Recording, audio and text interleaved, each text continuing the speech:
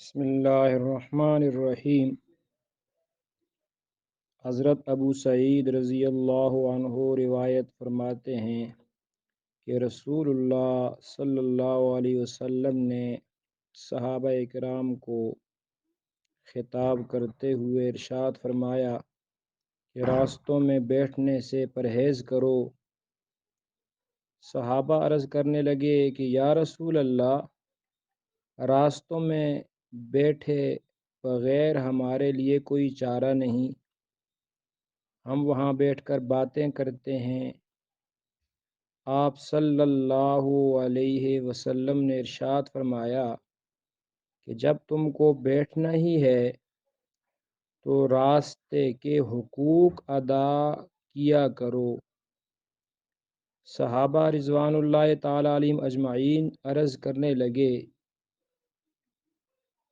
یا رسول اللہ، راستے کے کیا حقوق ہیں؟ فرمایا، آنکھوں کو پست کرنا، یعنی غیر محرموں کو دیکھنے سے اپنے آپ کو بچانا، اپنی نظروں کی حفاظت کرنا، یہ سب سے پہلا راستے کا حق ہے۔ یعنی اگر تم نے راستے میں بیٹھنا ہی ہے، سب سے پہلے اپنی نظروں کو قابو میں کرنا ہوگا۔ دوسری بات فرمائی، دوسرا راستے کا حق یہ ہے کہ راستہ چلنے والوں کو تکلیف پہنچانے سے بچنا، یا یہ فرمایا کہ راستے سے تکلیف دہ چیز کو ہٹا دینا۔ تیسرا حق راستے کا یہ بتایا کہ اگر راستے میں بیٹھنا ہے تو سلام کا جواب دینا۔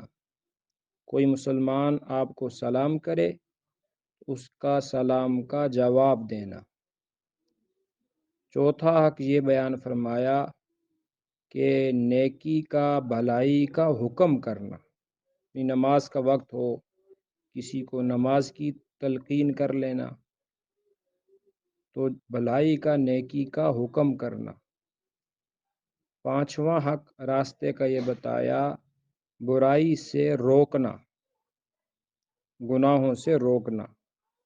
اور چھٹا حق یہ بتایا کہ راستہ بھولے ہوئوں کو راستہ بتانا، کوئی بھول گیا اس کی رہنمائی کرنا۔